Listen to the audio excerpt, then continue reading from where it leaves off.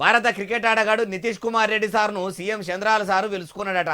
మొన్న ఆస్ట్రేలియా దేశంలో భారతదేశం తరపున ఆటాడి 100 పరుగులు తీసి సెంచరీ చేసి అందరి సూపు ఆయన దిక్కు దింపుకున్న ముచ్చట అందరికి ఎరుకున్నదే కదా.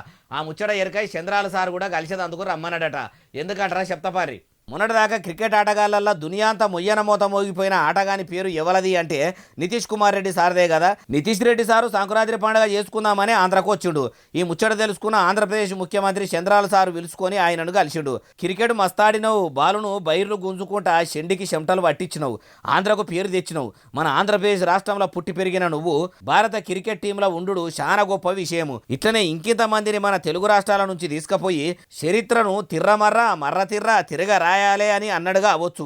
అట్లనే నితీష్ కుమార్ రెడ్డి సార్కు చంద్రాల సారు కూడా అచ్చరాల 25 లక్షల చెక్కును కూడా ఇచ్చిండు. నీకు ఏం అవసరం ఉన్నా చెప్పు, ఏపీ సర్కారు నీ అంటనే ఉంటదని కూడా సీఎం సార్ అన్నాడట.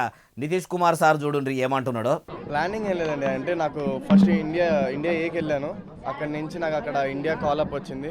ఎలా తప్పకుండా మన ఆంధ్ర నుంచి ఒక ప్లేయర్ ఆడుతున్నాడంటే తప్పకుండా మంచిగా ఆడాలి, ఇంకా చాలామంది ప్లేయర్స్ రావాలని కోరుకుండేది నాకు.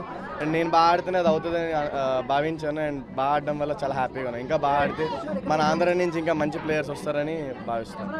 ఇన్నరా ఆంధ్ర నుంచి ఇంకింతమంది ఆటగాళ్ళు కూడా భారత క్రికెట్ టీంలో ఆడాలని ఇట్లా కష్టపడుతున్నా అని అనుకొచ్చిండు. గడ్డాం గాలినా సరే కానీ పాలోని దుడ్డమేయొద్దు. నాకు మేలు జరగకున్నా సరే కానీ నా తోటోనికో, నా పాలోనికో, నా రాష్ట్రపోనికో మేలు జరగొద్దు అనుకునే కొందరు బస్టు పెద్ద సెలబ్రిటీలు ఉన్న ఈ కాలంలో కూడా ఇట్లా సాటి ఆటగాళ్ళు ఆయనతోని సమానంగా ఎదగాలనుకునే మంచి గుణం ఉంది కాబట్టి ఆడదాకా పోయి ఆడిండు, అన్ని పరుగులు తీసిండు అంటుర్రు ఆయన అభిమానులు.